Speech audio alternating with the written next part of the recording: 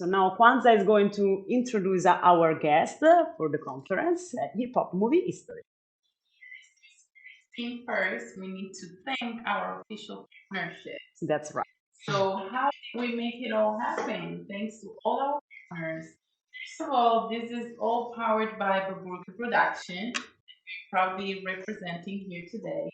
And it has been supported by the Goethe Institute in Italy and the support of the Embassy and Consulate General Kingdom of the Netherlands.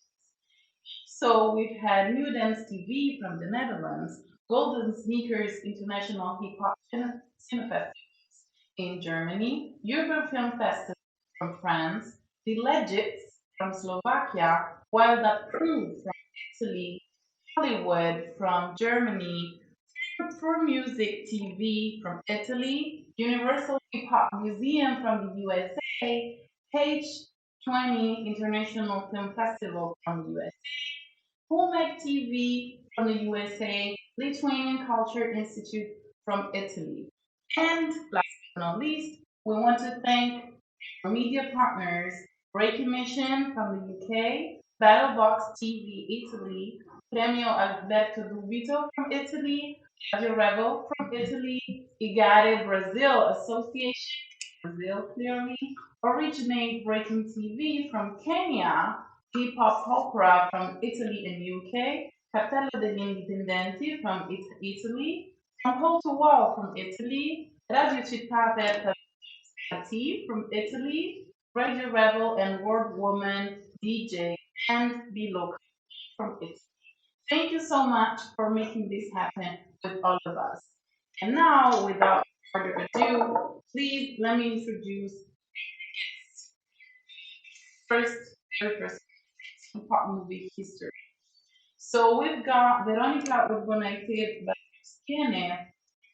I mispronounced, is a PhD student of sociology in Vilnius University, researching graffiti development in the Baltic states, and especially Lithuania. She's interested in the spatial and historical aspects of illegal urban writing. She's also the author of an essay book, The Kids of the 90s Become Parents, that has been edited in 2020. We've got also a special guest from Tunisia, Karim Kouki, that he prefers to be called Kouki the teacher. He started rapping in 1989. He was also a hip hop dance choreographer in the 90s, and he had the first TV show in Tunisia. He's now a rap radio show presenter, and he has been an MC for more than 10 years. So thank you guys for being with us, and we are waiting also for Francois Gautret that now is stuck in the traffic, but soon joining us from France and from the Urban Films Festival. So let's start with a brief introduction and welcome Veronika and welcome Karim. We are online. Okay, so as a brief introduction, what we wanted to say at the moment is why we want to speak about hip hop movie history, because we think there is a line that is connecting all the world. So the first movies of the 80s influenced, I think, all the world. And of course, the music video and all the music channel that spread worldwide. So how these movies influenced the different countries. So we're speaking about Wild Style, Breaking One, Breaking Two. Also the movies took a different name in the different countries. And Beat Street. So we would like to have an idea of how in your respective region and areas these movies influenced or not influenced the growth of the hip hop culture and the hip hop scene in the local context. So Veronika, you wanted to introduce us your country and tell about this kind of relation. Guys, so thank you. The problem is solved, so we can do a brief recap of what Veronika was saying.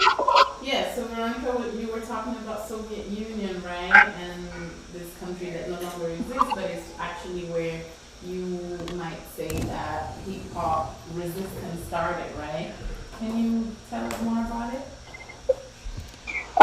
Do you want me to start my presentation or just a short introduction? You can What start your is? presentation, yes. Oh, so I'm gonna be the first speaker, right? Yes, you're going to be the first speaker. Oh, sorry. So I will start my presentation then. Thank you so much for inviting me and for the introduction to my speech. So just as I said, I'm going to speak about the hip hop movement in the Soviet Union and how did the cinema and hip hop videos affect it. Is everything okay with the sound and everything? Can you hear me Yes, well? all is perfect now. Thank you.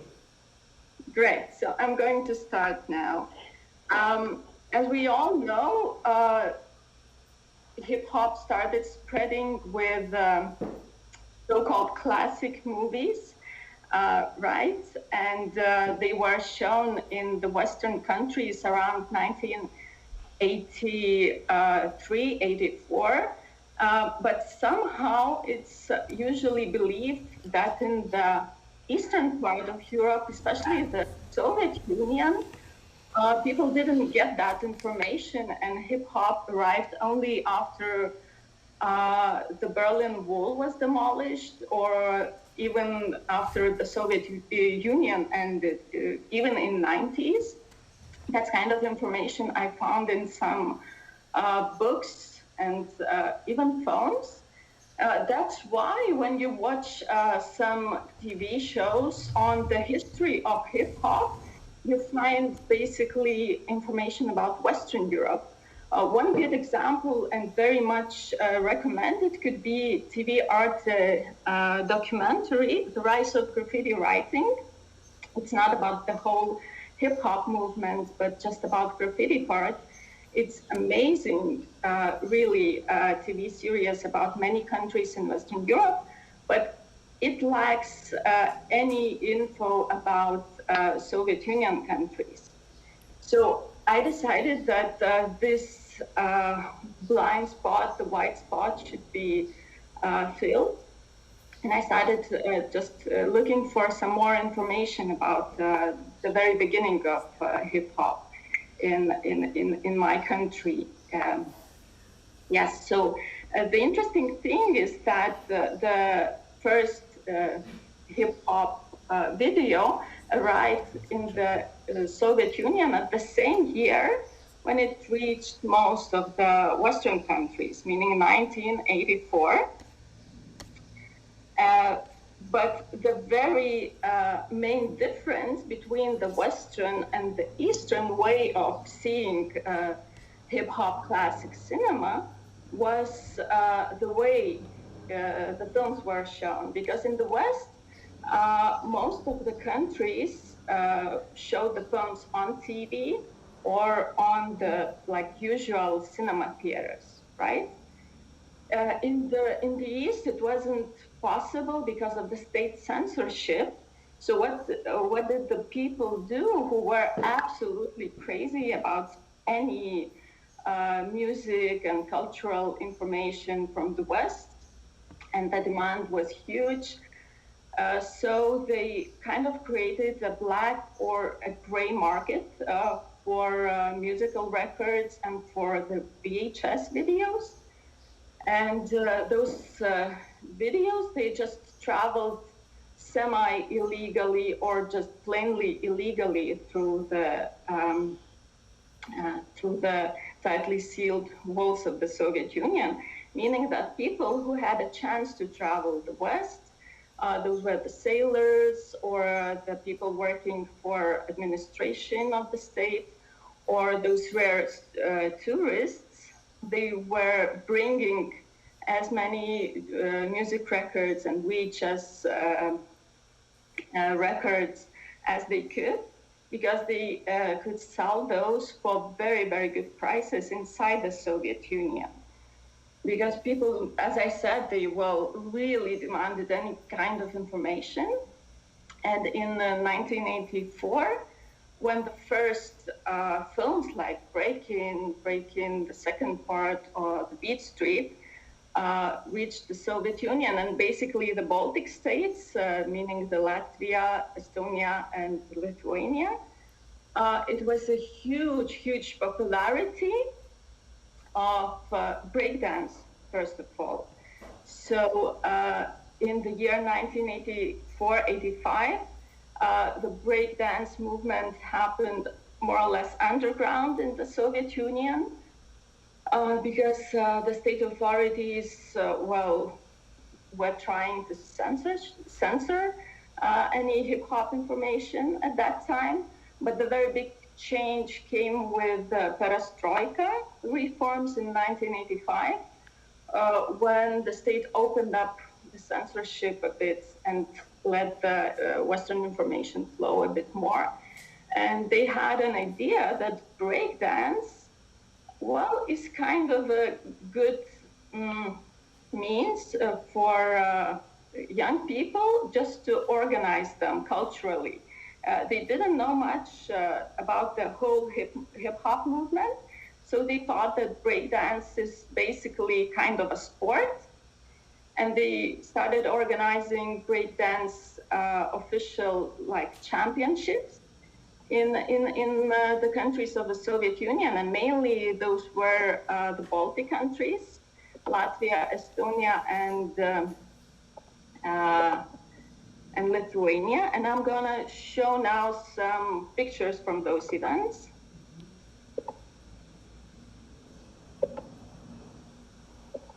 Can you see my screen now? Yeah, we do. Yeah, great. So the first breakdance championship happened in 1986 with the help from the state. So those were really, really huge. Here you can see the list of the championships on the T-shirt, and just a plain list. This huge wave of breakdancing happened in 4 years, from 1986 till 1989 mostly. I could say that breakdancing was not actually underground culture thing in those years in the Soviet Union. It was basically mass culture thing, because it was everywhere on TV and so on. And breakdancers, they even could earn really good money by dancing in restaurants for a public in those years. Yeah, but when I say that you could see break films or TV production in these years in the Soviet Union, it doesn't mean that you could see hip-hop classic movies, not at all, because you could see only Soviet remakes of the way they imagined what breakdancing, for example, actually is. In the films like Dancing on the Roof or Courier, which were, just basically coming of age stories, and breakdancing is just like there are a few minutes of that show, but they worked very, very well to bring hundreds and hundreds of young people to the cinemas to watch all the movies, just for those couple of minutes to see the real breakdancing. Yes, because not everyone could afford getting those smuggled VHS cassettes and watch them at home. What is interesting for graffiti cinema, we know Style Wars and Wild Style as those basic classical movies, right? But in the Soviet Union, the first movie that came was not one of those, because, you cannot definitely order a film when the black market functions. So the first graffiti film was a TV film from the United Kingdom, the BBC television. It was 1 hour film, Beat This, a Hip Hop History, made in 1984. And yeah, it came in the VHS like the other breakdance movies and functioned in the Soviet Union to create this huge, also a wave of graffiti as well. And it started from the Baltic countries again, because in Latvia, one of the Baltic countries, was the one and only factory producing the spray paint. So graffiti started actually from there, from the film Beat This, and from those very hard to use Soviet spray paints. And here in the first picture, you can see syringes and all those kind of things, because there were only 5 colors of the Soviet spray paint. So the writers had to mix them with their own DIY procedures. Yes, and just here you can see very first graffiti pieces from the Soviet Union that happened in Latvia, Riga. Yeah, sorry for a little bit too much speaking about graffiti, because as I said, it's my main interest and my main passion.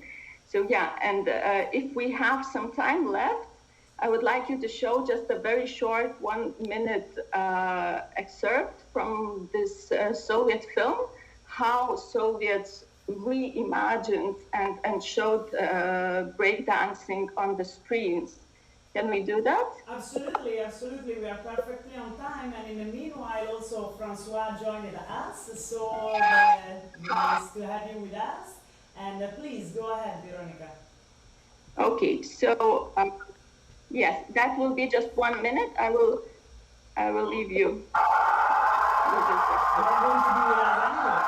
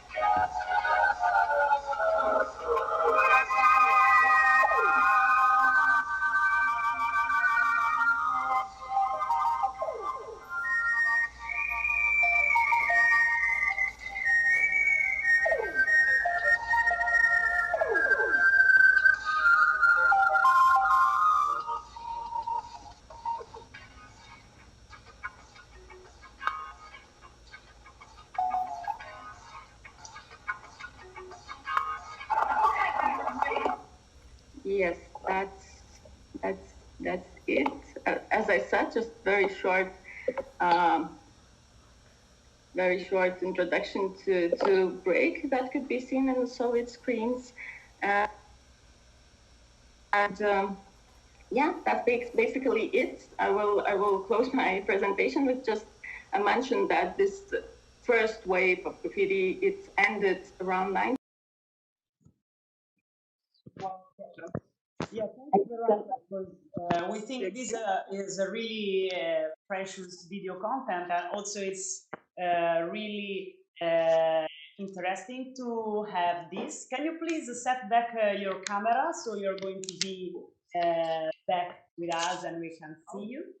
And so we are going to get back to you after the presentation of their opinion on the issue, also about our other guests, because we already have some questions from the public. So we would like now to give the word to Karim to know what was the influence of the classical hip-hop movies in Tunisia and of the video clips from the beginning till now. Is it all good? Can everybody hear me? Absolutely. Please go ahead. Thank Good. you. Right. Good. Well, before introducing my, the hip-hop movement in North Africa, let's say more specifically in Tunisia, I was listening to Veronika, and what I noticed is I don't think I think that we don't have the same view angle when it comes to hip hop classic movies. Now I'm aware of it after Veronika spoke about it, because for us, when you say hip hop classic movies, in Tunisia, hip hop classic movies means Get Rich or Die Trying, 8 Mile, All Eyes on Me, Notorious.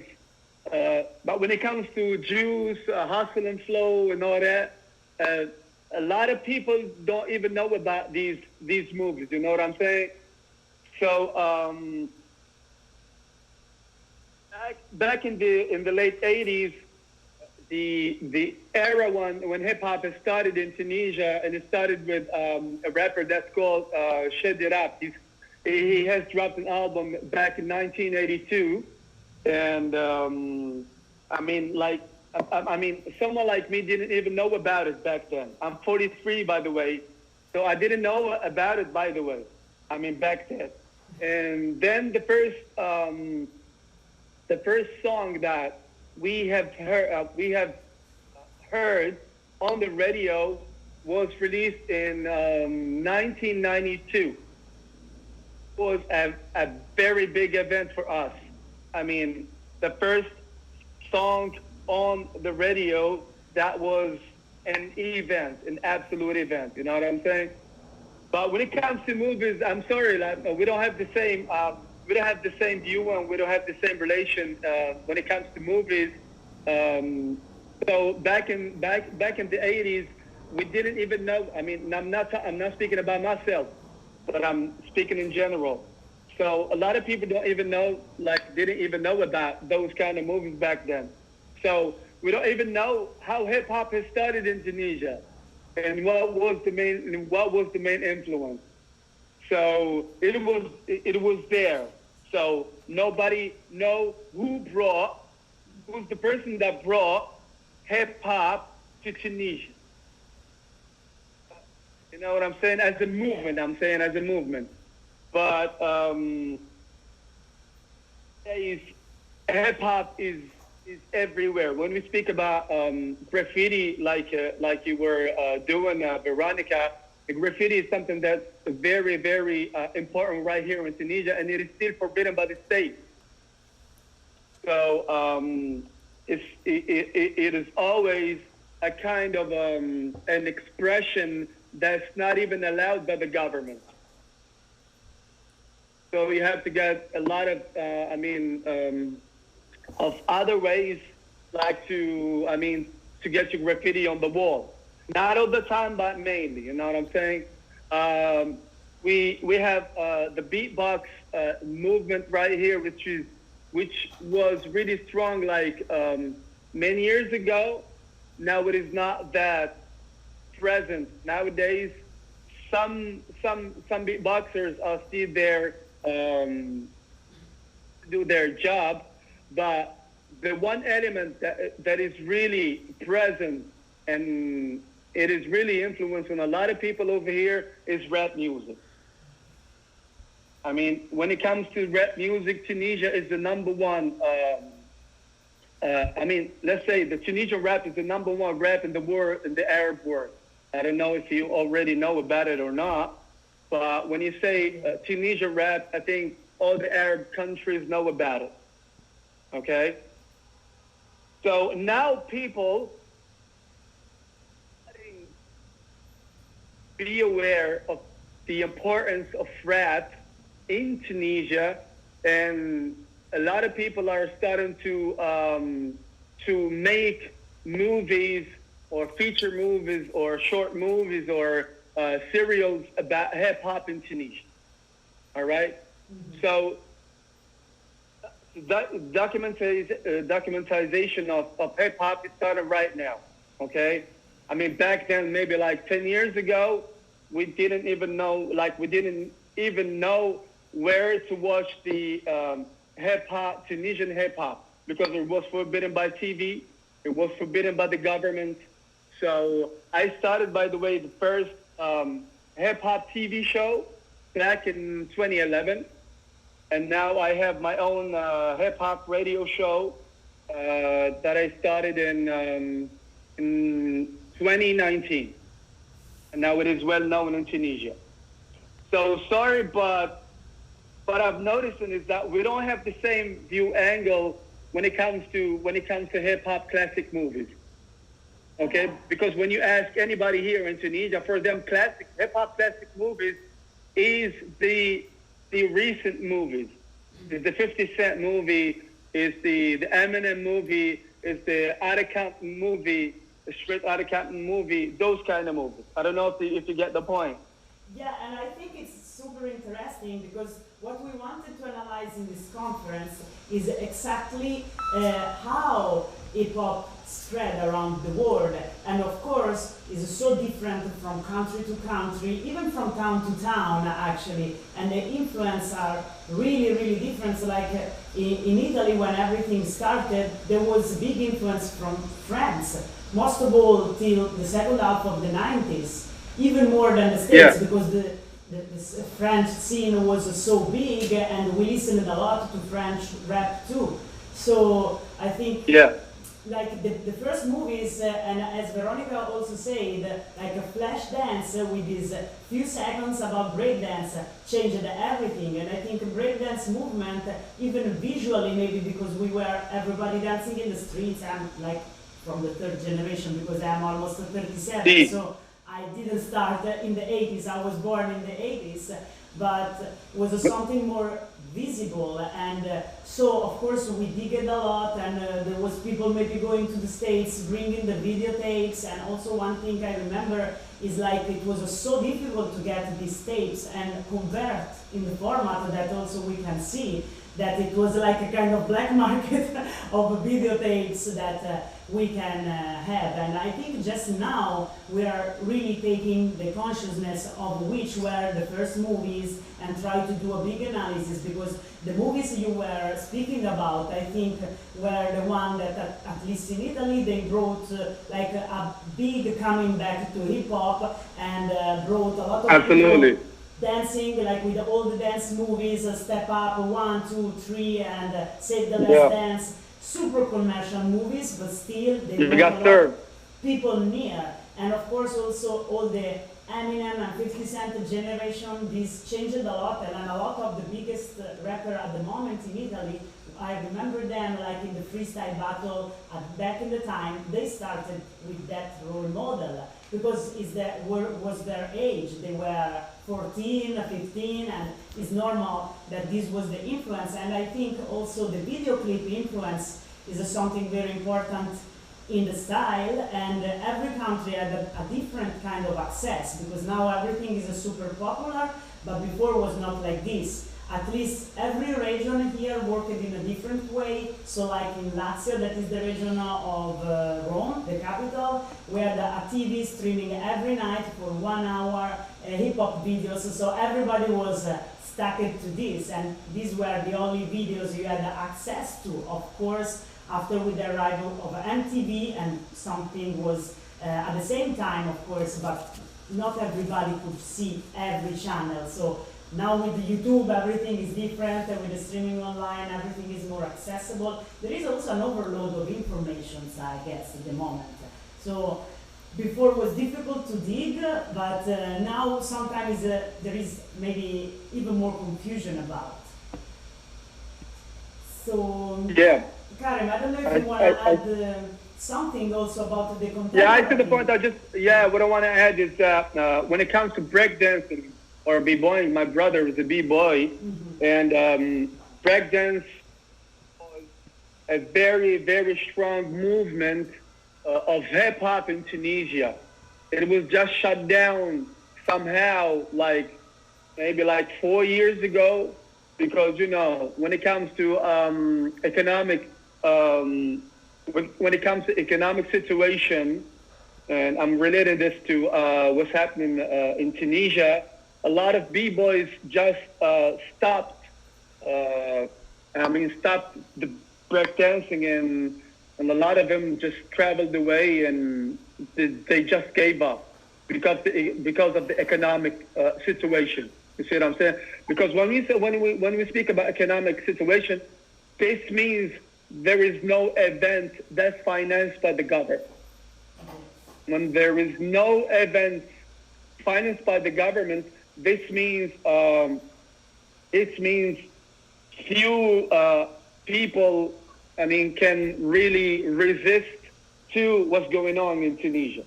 So now the only element that's really present and strong and still there is rap. Mm-hmm. All the other elements, they're just still there, but they're not as strong as rap news. I see. That's super interesting because the different elements, it's as a different disposition in every country. I think Veronika, she wanted to say something. Yeah, waving. Just to say that it resonates a lot with the situation in my country, especially in the 90s, when I said that the first wave of breakdancers, they just stopped dancing. So it's kind of similar because economic situation was very, very difficult. So people went to work to other countries, for example, and they simply didn't have the time, for dance, for music. Right. They had to work for their families. So the first wave ended with this kind of situation. That's really, really sad, actually. And they had to recreate the movement, basically. And what else? Economic situation is also very important towards the cinema and TV, because, for example, watching MTV in the 90s in the Baltics was not that everyone could do. So hip-hop subculture was something that was accessible more to higher social classes only, actually, to the ones who could reach that information, to have cable TV and other things. So just a very short remark to say that the things you're saying are not only, unique. Yeah, these are the common points, by the way. B-boys and B-girls, they're people like us, and they grow. And as far as Tunisian, B-boys or B-girls are concerned, here when you grow, when you get older, you need to get married. When you need to get married, you need to get money. You know what I'm saying? So you cannot get money out of breakdancing. So people just are giving up, which is, unfortunate, but it's a reality. You know what I'm saying? It's a sad reality, but it is there. It exists. And a lot of people, rappers in Tunisia, sometimes they are jailed because of what they say. Still today. Yeah. See, a lot of people got in jail because of their lyrics and because of what they say in their songs. And it is still happening now. And I think this is something super important to highlight, because also later we're going to the question of our public, but in fact the perception of hip-hop in the different countries, this is something what people also would like to know from the public. They are asking the perception nowadays about that. So yeah. Sorry, we're jumping from one subject to one subject. Yeah. But it was mainly about the hip hop classic movies, and now we're talking about jail and this kind of stuff. But it's all related. Exactly, and it is important to connect all the international scene. And I have been in Tunisia for a while, and I remember the breakdance scene, and that there was a lot of strong people over there. So. At the moment, we can maybe go back to speak about that later. And at the moment, I will give the word to Francois, that is going to speak French, and the Kwanzaa, that speak French better than me, that I look very bad at speaking French. Okay. So, Francois? Yeah, let me briefly introduce Francois. He's director and co-founder of the Urban Film Festival in France, curator at the Philharmonie de Paris on the Hip Hop 360 exhibition. He has evolved as a b-boy as well in Paris from a young age. And then he got married, right, with the company Quintessence and with the pioneers of French hip-hop. He's a producer of events. He federates and promotes urban cultures around events of international scope. Bienvenue François, si tu veux brièvement nous dire, on a parlé un peu de la perception de l'historique de l'hip-hop dans l'Europe de l'Est et en Tunisie. Donc si tu veux nous raconter aussi un peu en France, comment est-ce que l'histoire a commencé, l'histoire du cinéma hip-hop, quels sont les premiers films qui ont tourné vraiment auxquels vous avez accès en France et comment ça a évolué aussi. Julia a aussi mentionné brièvement qu'en Italie par exemple on était très exposé à la scène française dès le principe, donc si tu veux aussi nous raconter un peu des interconnexions s'il y en a eu. Voilà. Okay. Et on va faire de pause chaque minute parce qu'on va traduire en anglais. Oui, donc brève phrase, comme ça je peux traduire pour le public. D'accord. Merci en tout cas pour l'invitation. Alors pour vous donner un petit aperçu du festival, de l'Urban Film Festival que je représente,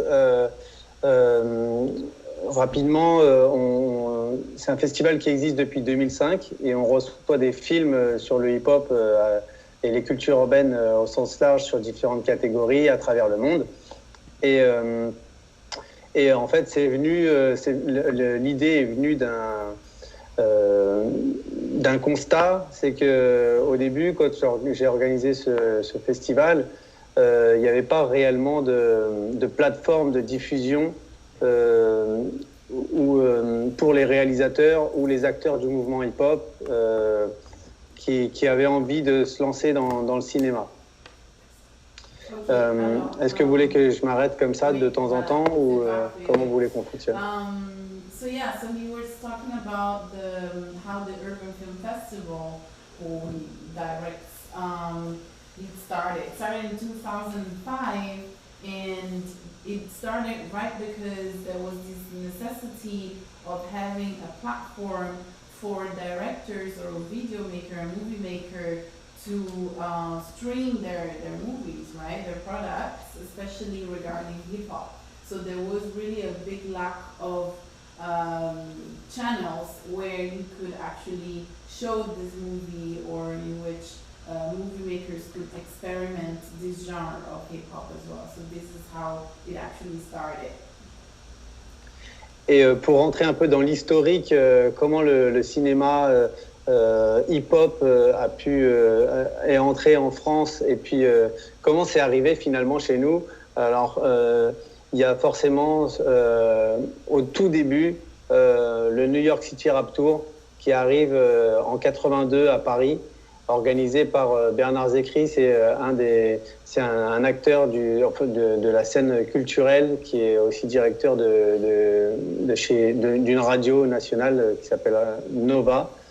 Et il était installé aux États-Unis et il a découvert les acteurs, ces jeunes qui étaient au départ Afrika Bambaataa, Futura 2000, Dondi White, DST,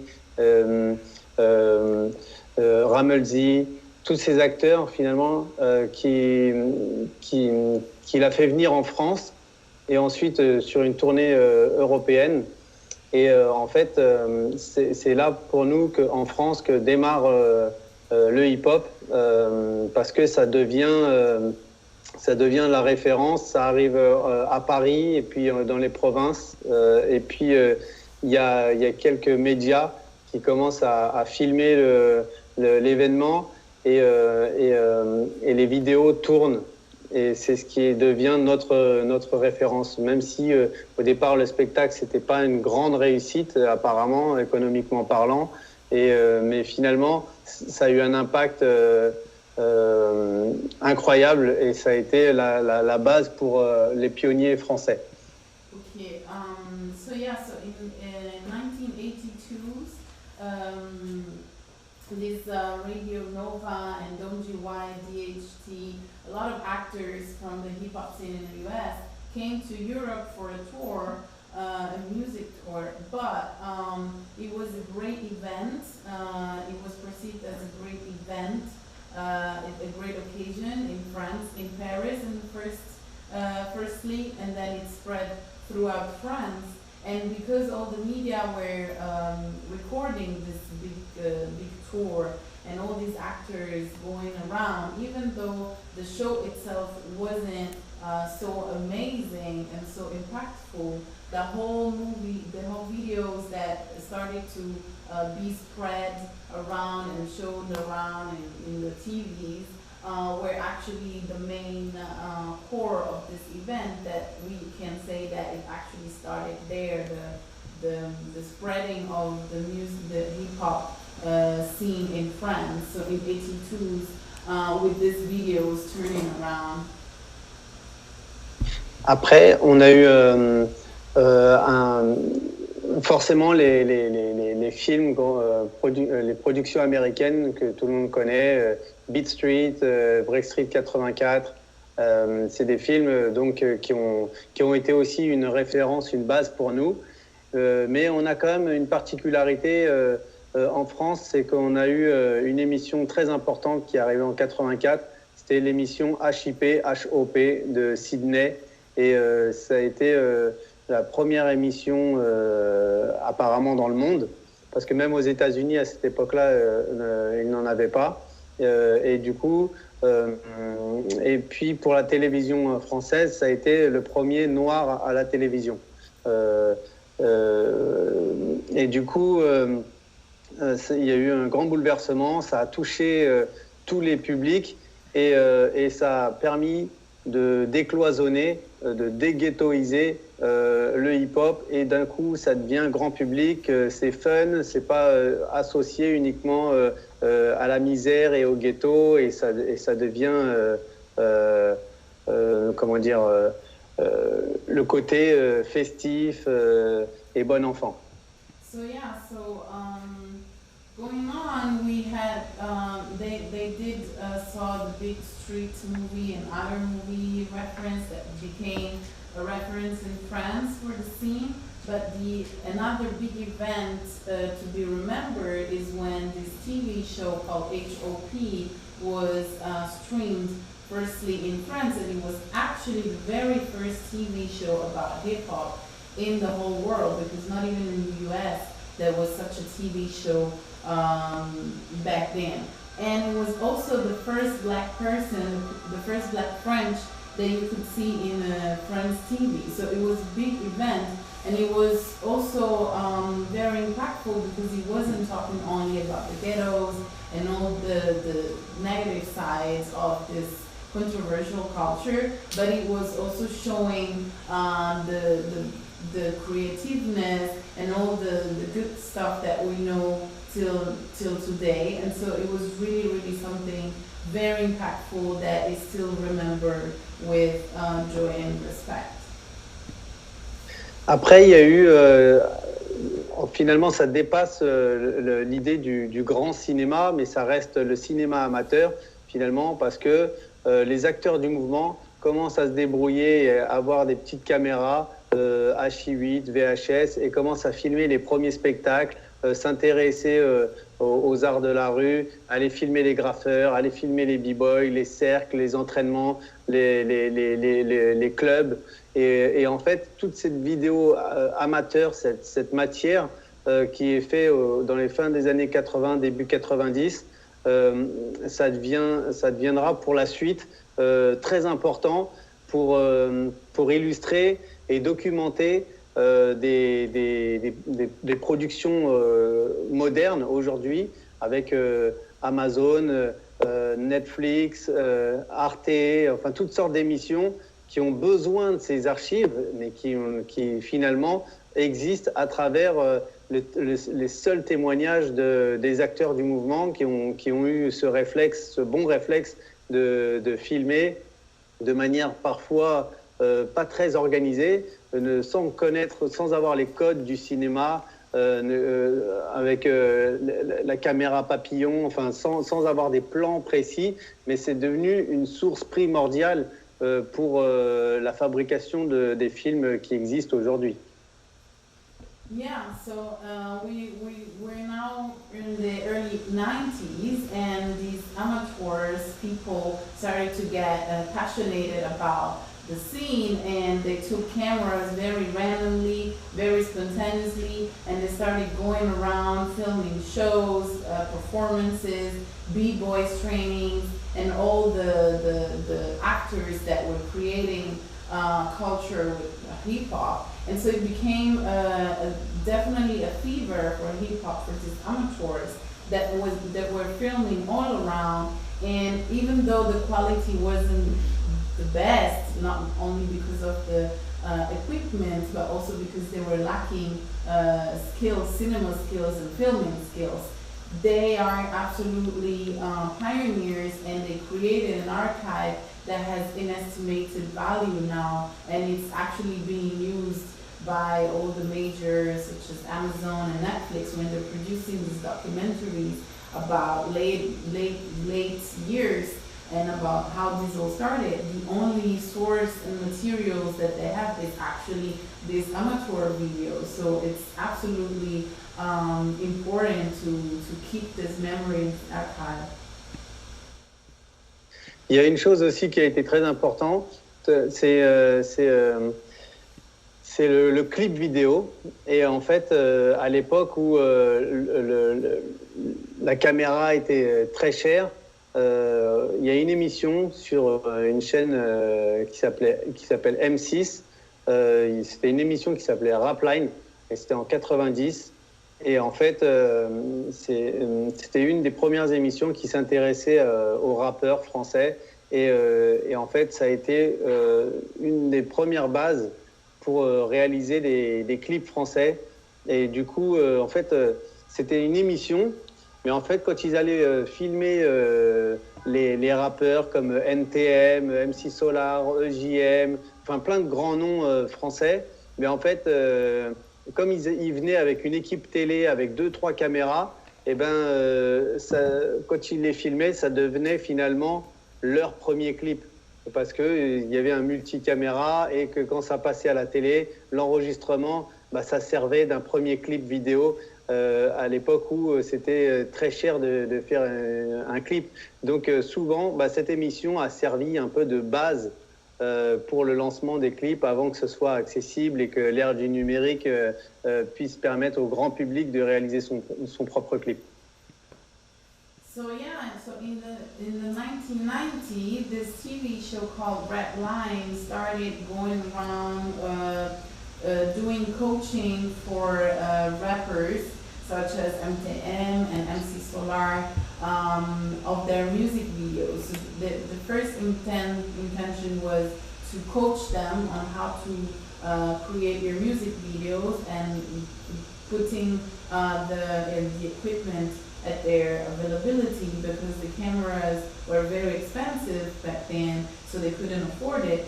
But since it was the only way for rappers to actually have a music video, it became a real channel for music videos, and one of the first platforms where music videos in France were launched. Voilà, après, plus tard dans le temps, quand arrivent les différents formats, on va dire, il y a des documentaires qui arrivent à la télé sur le mouvement hip-hop. Principalement, c'est une chaîne qui s'appelle Arte qui proposait des documentaires sur le hip-hop, très intéressants. Il y a donc les films grand public et avec des productions comme le citait Kouki sur Notorious Big, les films sur 8 Mile, les grands films, quoi, avec, ou alors encore dernièrement toutes les productions de films qui sont faites sur Netflix ou Amazon, et puis ou Red Bull TV, qui font parfois même des films engagés. D'accord, on peut parler de publicité, mais en même temps, malgré tout, quand on voit des films comme Boom Team 4, il y a quand même un engagement de la part de ces marques à présenter une culture underground. Alors on pourrait pas penser, c'est à double tranchant, je ne sais pas si vous comprenez l'expression, mais en tout cas, on comprend que au moins, il y a, même s'il y a peut-être des intentions de communication et de publicité, mais d'un coup, ça met la lumière sur une culture qui a pendant longtemps été un peu mise de côté, ou alors qui était simplement associée à la délinquance. Pendant longtemps, on a souffert de ça sur les reportages télé en France. C'était les gangs hip-hop. Le truc, enfin toujours la criminalité, le truc, c'était souvent associé à l'image du hip-hop, alors que je vous l'apprends pas, c'est une culture positive qui va toujours plutôt dans l'idée de se construire avec une hygiène de vie, tout ça. Et en fait, les médias faisaient des raccourcis pas très bons. Mais voilà, je trouve que malgré tout, aujourd'hui, des films qui pourraient ressembler à des publicités parce qu'elles sont soutenues financièrement par des marques ont quand même eu un impact positif. So also another important channel called Arte, that is a famous channel for documentaries, started streaming documentaries about hip hop, mainly USA hip hop, so Notorious B.I.G., Kouki, and stuff. But at the same time, the media also started covering stories of hip hop in a very negative way. So always talking about hip hop gang involved in all sorts of criminal acts and activities. Whereas hip hop is actually the opposite, right? Hip hop is a culture that is found on resilience and on how you can actually get out of an initially difficult situation thanks to arts, culture, music, creativeness. So thanks to this new documentaries that Francois mentioned, you can call sponsorships or advertisement because they're heavily sponsored by big brands. We can also give back a little bit of this view on hip hop, this positive representation of hip hop. Voilà, et nous donc on organise ce festival de films depuis 2005 et on a reçu des quantités de films sur différentes catégories, des longs métrages, des courts métrages, des fictions, des films d'animation, des documentaires, des performances. On a mis en place aussi, avant même que le Covid arrive, des e-battles vidéo avec des finales en live. Et avec tous ces films qu'on a pu recevoir du monde, parce qu'on a organisé aussi des qualifications dans les différents pays partenaires, au Liban, en Ukraine, à Taïwan, au Canada, au Brésil, un peu partout, vraiment au Maroc. Enfin, on a vraiment été présents dans différents pays, en Nouvelle-Calédonie aussi, et on a reçu des quantités de films, ça représente à peu près 500 films reçus par an, et sur ces différentes catégories, et au fur et à mesure du temps, on a organisé une espèce de centre de ressources de documents audiovisuels, et aujourd'hui, en fait, ça vit avec, en organisant des projections tout au long de l'année avec différents festivals, différents cinémas, différents lieux culturels. On organise des expositions et puis voilà un peu comment ça vit aujourd'hui. So now we also understand the importance of the Urban Film Festival in France because not only it sees the collaboration with everywhere in the world, really from Morocco to Lebanon, to Canada, everywhere, and they receive in average 500 movies, 500 entries per year. So really a big amount of treasure and materials about hip hop movie history. And thanks to that, they also managed to create an institute to collect all these important movies that they use throughout the year after and before the festival to go around the world, around France, and make exhibitions or project movies and movie nights all over throughout the year.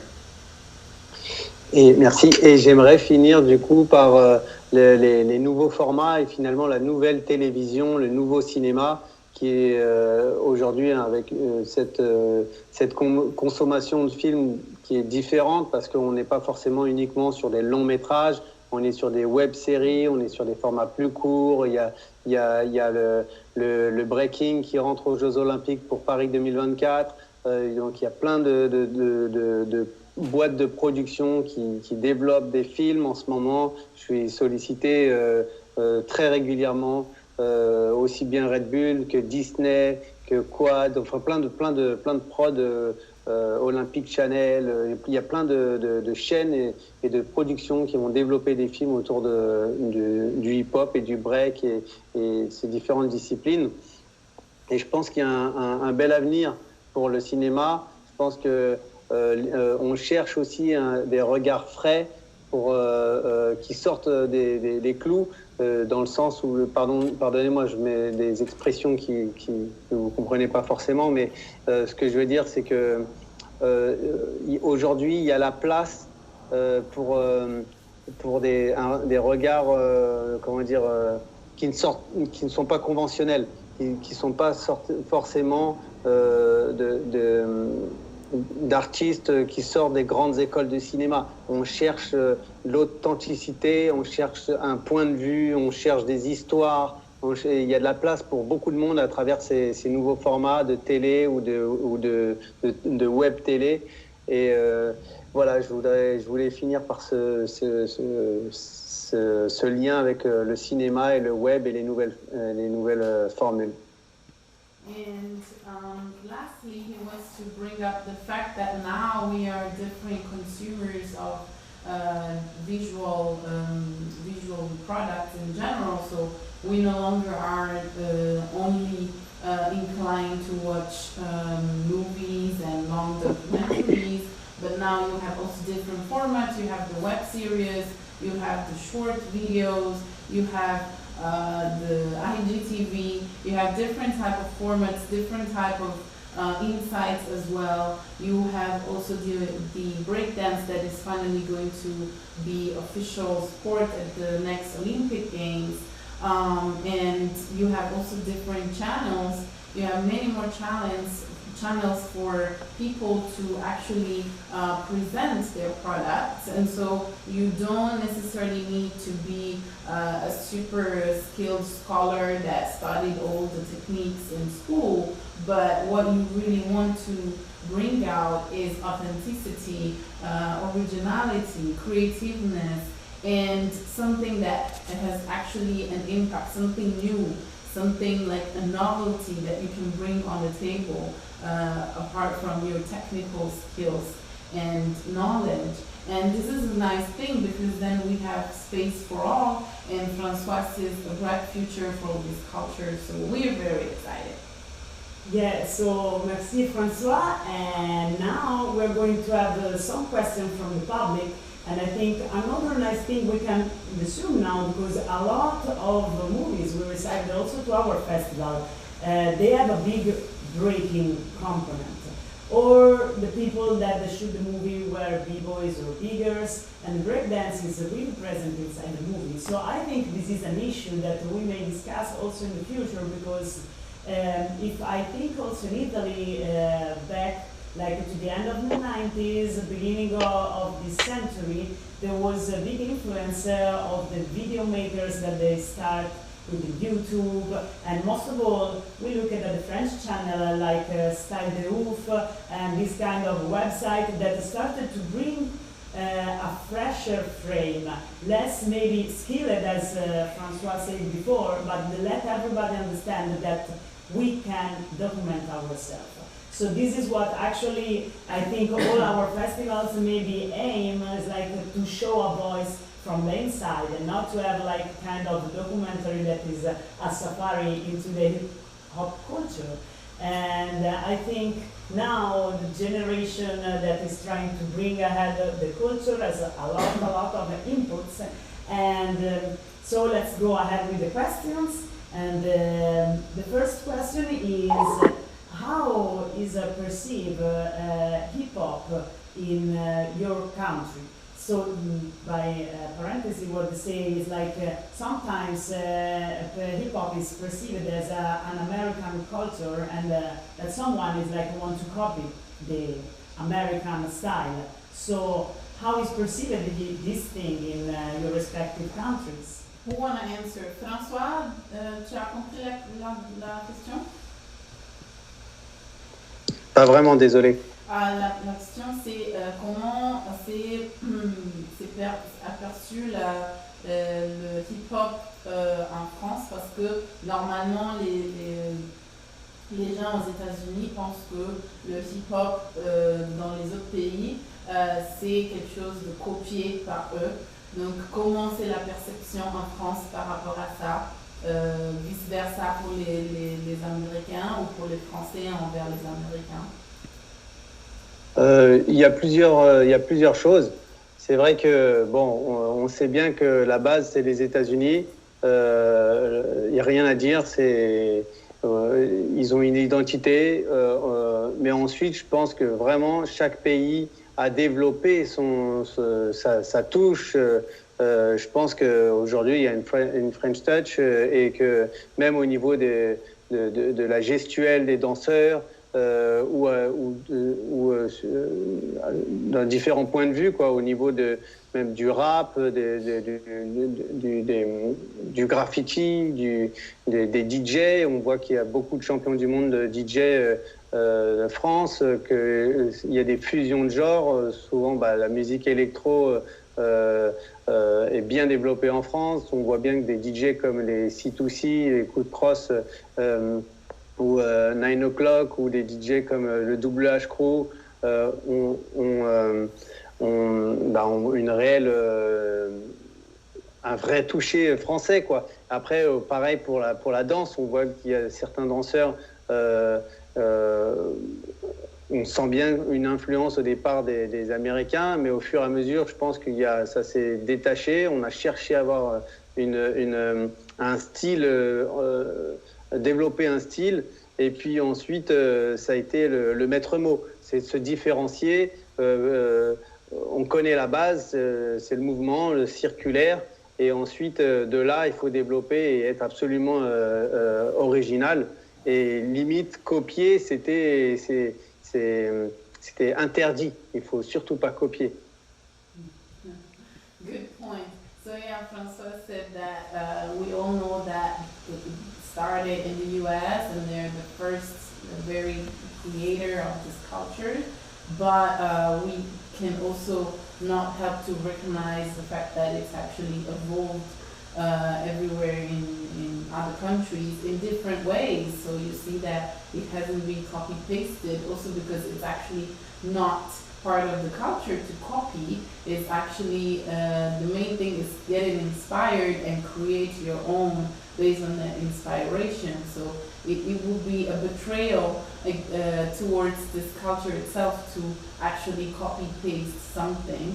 And you cannot also deny the influence that specifically in France or for French people you have nowadays for DJs and rap and breakdancers and all this very, very important people that are also French in many cases. So this is actually the point of view of Francois. I don't know if anybody of the guests wants to also answer this question.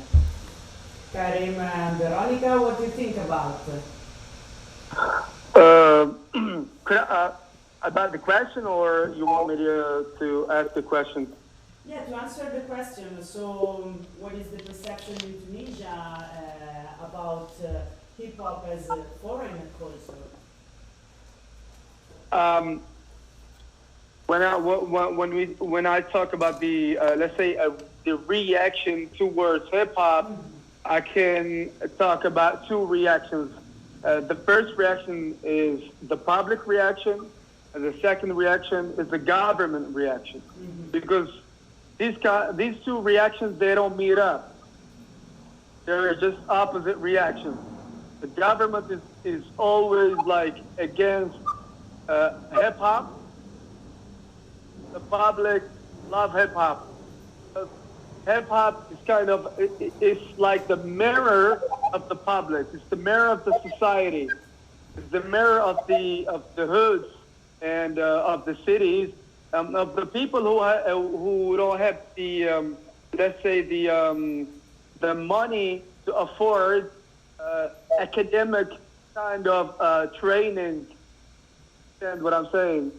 So hip hop gives you the opportunity to exercise a lot of art without having money.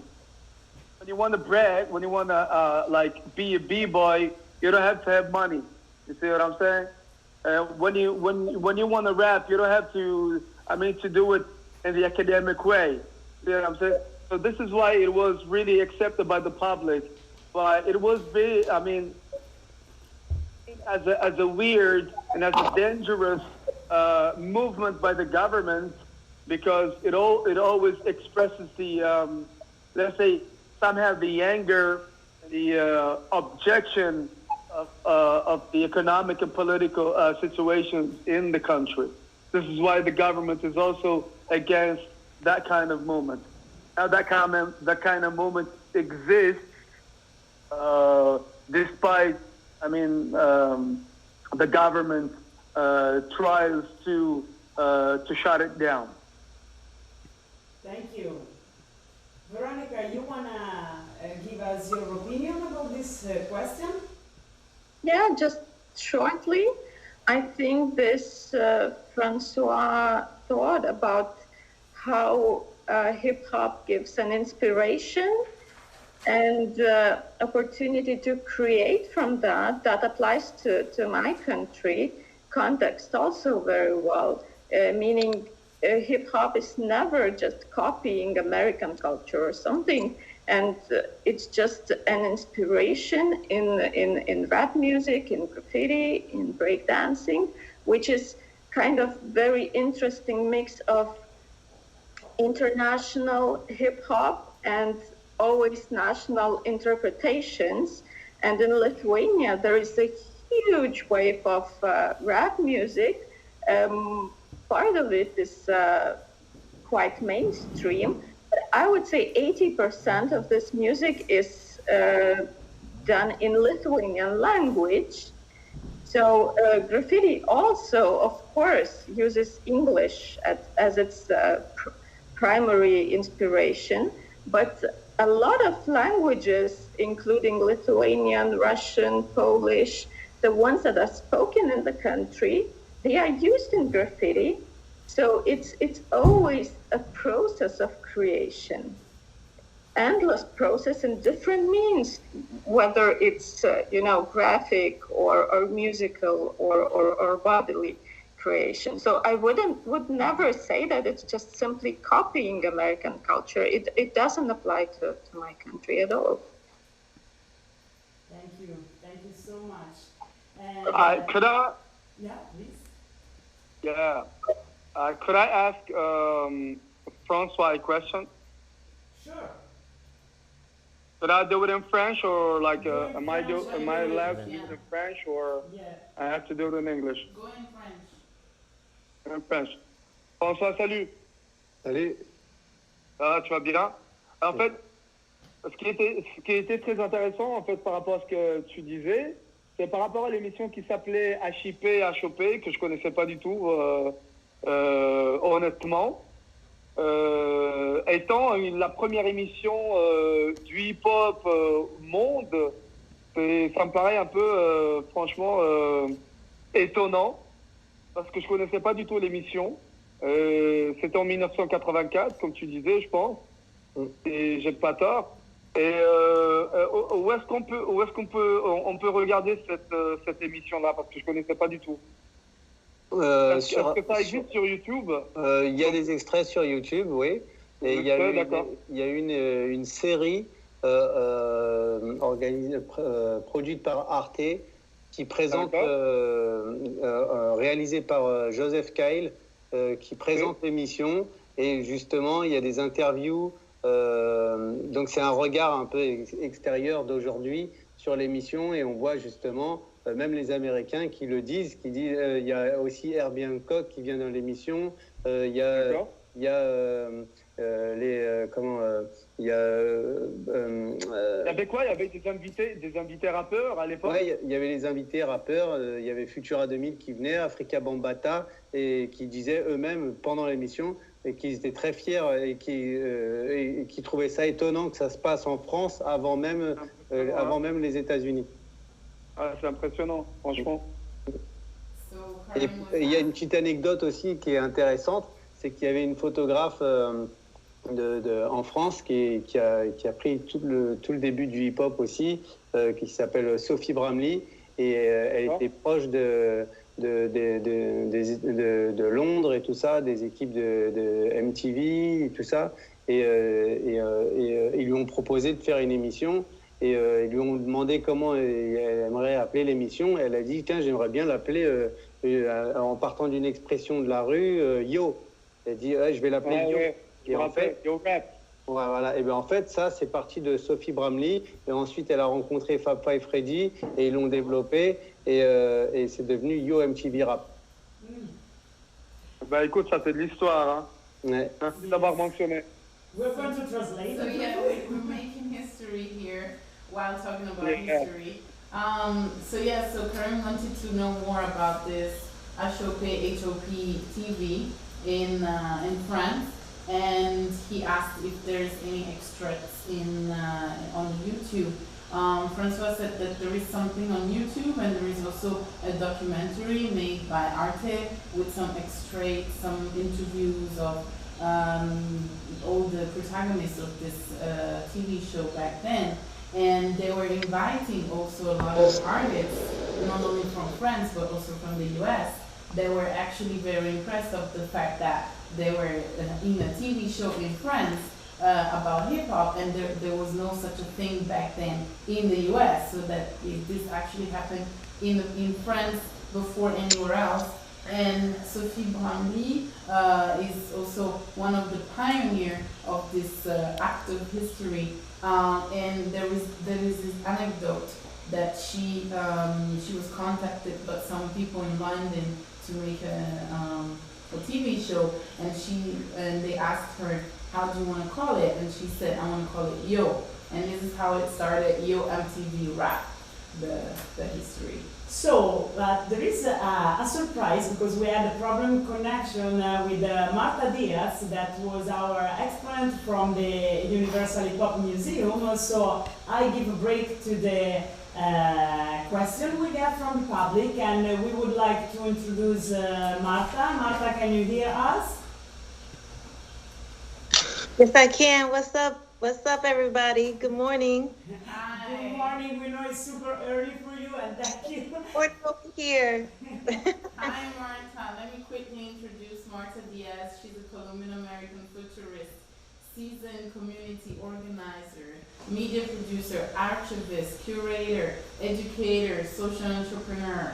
Has produced and consulted on numerous hip-hop media projects, including Where My Ladies At by Leva Haber-Rubinov in 2007, Black August, and Nas, Time is Illmatic by 1-9.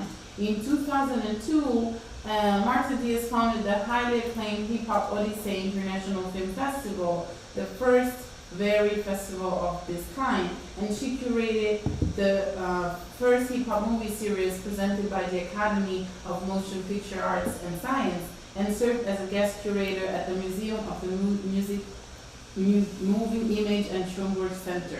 In 2010, she also launched the Hip Hop Education Center for Research, Evaluation, and Training at New York University, and now she's part of the Universal Hip Hop Museum, that is also our partner for this festival.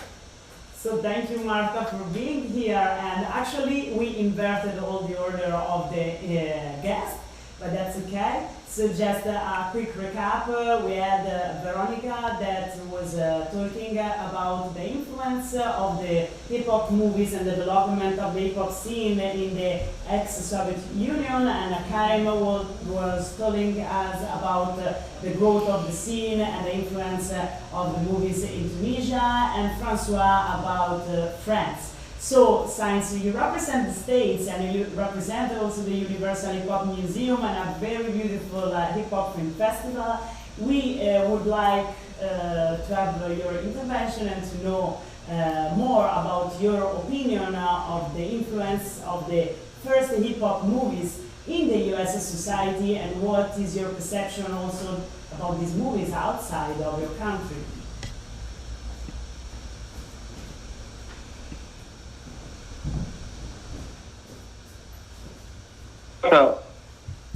So, can you hear us, Marta? I don't know if the audio is okay from our director. The mic on. Marta, Can you hear me now? Yeah. Okay. Okay, so sorry about that. It's confusing. I never use Skype anymore, and so anyway, my opinion, I don't know. I mean, you're talking to a hip hop head. I love everything about hip hop, right? And so the early movies that I recall that started in 1983, you know, Star Wars and Wild Style, which were the first two that came on the scene. One was a documentary, one was a feature narrative. You know, those representation of hip hop culture were like the purists, right? They were untouched. I mean, they weren't commercialized just yet. It was still like very fresh.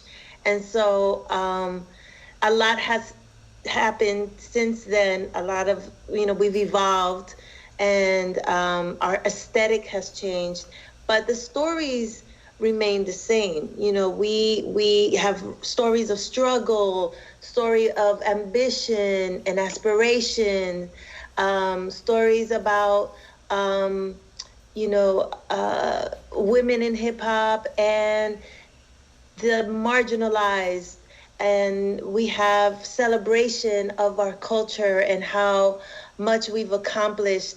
So I think hip hop cinema has grown significantly in the past 30 years. And since I started the film festival in 2002, although I was working on it in 2001, you know, I remember the film festival, the first one had 45 films.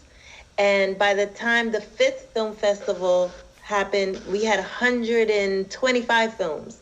So it grew significantly. People wanted to tell their stories. People were hungry to say, here I am, you know, and technology made it so much easier for us to do that, right? So we went from film, you know, to iPhones, right? So like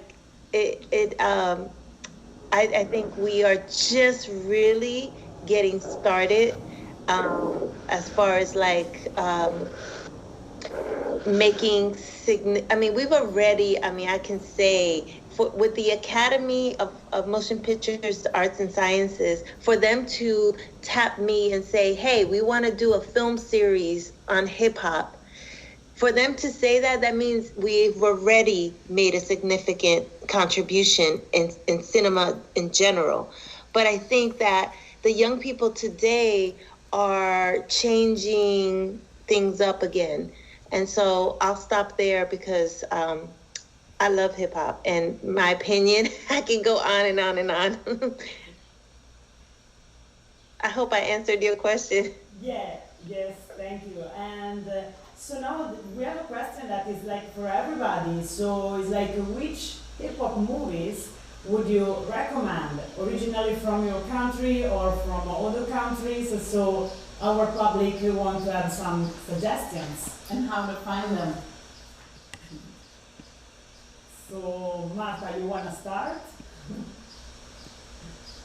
No, try it with someone else. I have to think about it. There's too many Ok. good ones. François, on va faire la traduction pour Tu as compris, François, quel est le film que tu recommanderais, soit en France, soit de partout dans le monde, un film historique sur le hip-hop et comment le trouver aussi si possible? Au plusieurs des films, hein? Plusieurs aussi, oui. Oui, il y en a pas mal. C'est vrai que il y a un petit côté plus commercial sur le film Beat Street, mais après, il y a Wild Style ou Style War,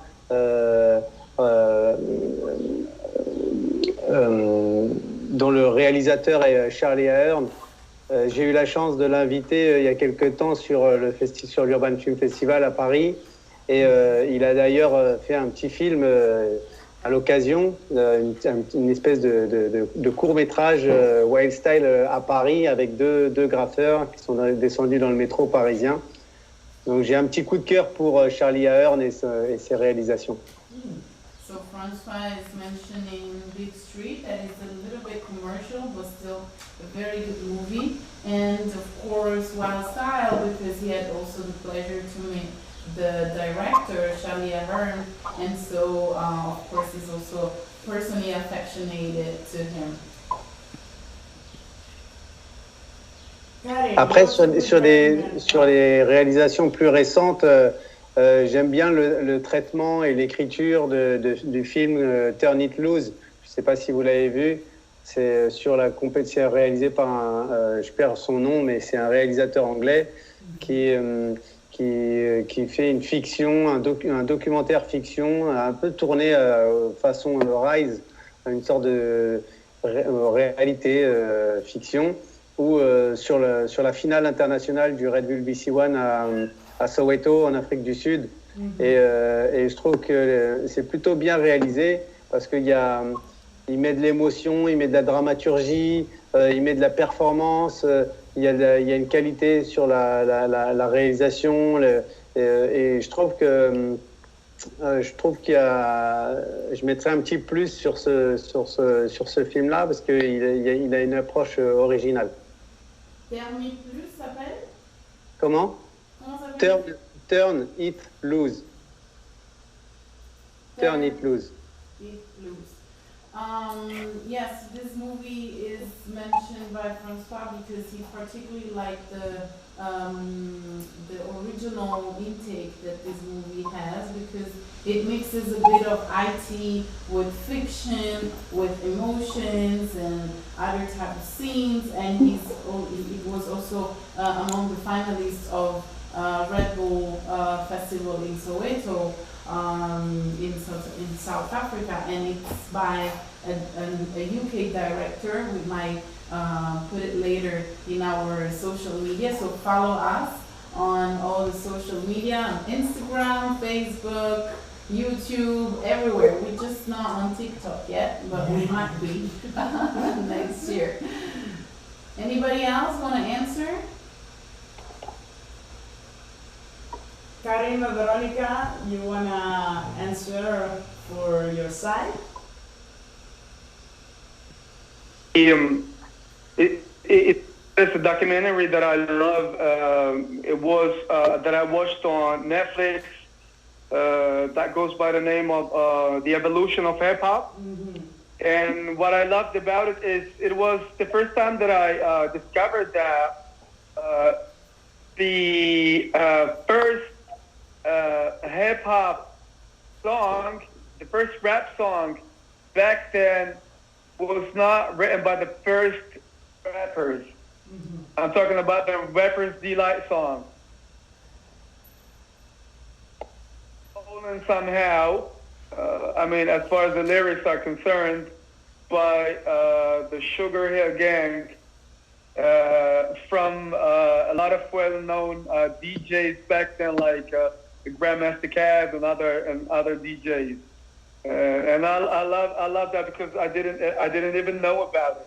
So when I discovered it, it was like, wow. I mean, yeah, that was the first song, but not performed by the first rappers. That was really amazing, you know.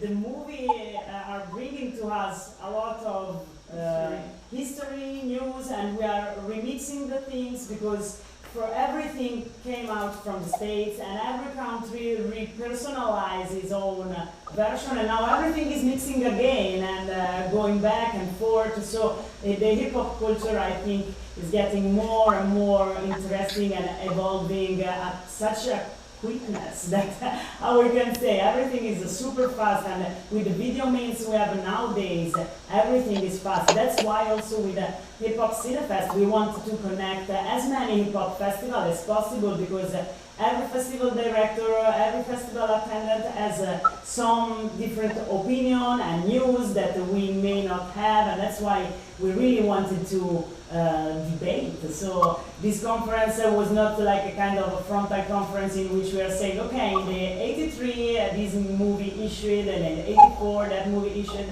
We wanted to know the opinion and the perception of hip-hop movies worldwide, and so we just give a little taste of that. Next year maybe we will be able to involve other countries and go ahead and debates. So I don't know if Veronika want to answer, because this is the last minute we do have before closing our first conference. So Veronika. Very shortly, very shortly, as I already mentioned, the film The Rise of Graffiti Writing from New York to Europe, I would very much recommend. This is a TV series made by Arte TV, and it's possible to watch it online. But I really hope that the creators will add an episode or a couple of episodes from the Eastern Europe. That would be really lovely and very much recommended to everyone. Yeah, and I think another big thing that maybe is an issue for all of us, we need to subtitles these movies to make it accessible, because not everybody is speaking English and it's so important for the diffusion of hip-hop culture. Like Francois agrees. You maybe can translate it. François, on est en train de dire qu'il faut sous-titrer les films parce que pas tout le monde parle anglais parfaitement. C'est vrai. J'ai changé mon fond d'écran parce que je voulais vous montrer la pochette de Turn It Loose. Voilà. Après, j'ai quelques films comme ça que vous connaissez peut-être ou. Merci. Thanks. Merci. Voilà, c'est quelques films que je voulais vous montrer comme ça, mais j'en ai un paquet derrière. Nice. C'est que des films sur le hip-hop. This is a good archive. It is.